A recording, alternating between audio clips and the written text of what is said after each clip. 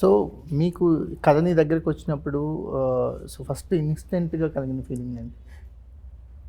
High emotion యాక్చువల్గా ట్రైలర్లో కావాలే ఒక హై ఎమోషనల్ ఆస్పెక్ట్ని దాచిపెట్టాం. వీ డెంట్ షో బికాస్ అదేదో దాచిపెట్టాలనే ఉద్దేశంతో. థియేటర్లో చూస్తే అది బాగుంటుంది అని. The crux of the story, the original conflict of the film మేము ఇంకా హింట్ కూడా ఇవ్వలేదు.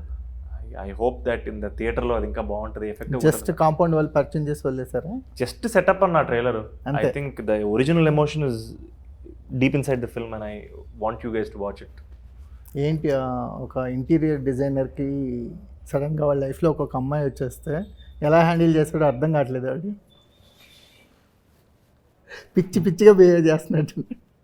యాక్చువల్గా మోర్ ఇంపార్టెంట్లీ ఇంటీరియర్ డిజైనింగ్ ఇవన్నీ వాళ్ళ ప్రొఫెషన్స్ అయ్యుండొచ్చు, కానీ బేసిక్లీ లైఫ్లో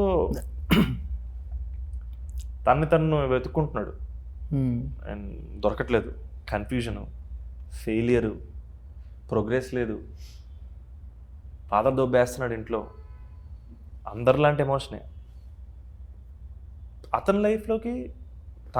తన లైఫ్ను కూడా తను వెతుక్కుంటూ వచ్చిన ఒక అమ్మాయి. ఓకే.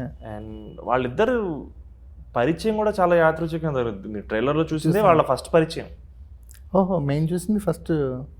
డైరెక్ట్గా క్లియర్ అంతే కదా, అందుకనే కదా యార్నింగ్ అంటుంది కదా. అవునవును. ఓహో, మీరు తెలుగు అని మొదలెడతారు. అవును, ఫస్ట్ మీటింగ్ సినిమాలో అది. ఓకే. అక్కడి నుంచి వాళ్ళ journey most organic love story అన్న. ఐ లవ్ యూ చెప్పుకున్న లవ్ స్టోరీ కాదు ఇది. చాలా న్యాచురల్గా ప్రోగ్రెస్ అవుద్ది. I can't wait for you to watch it.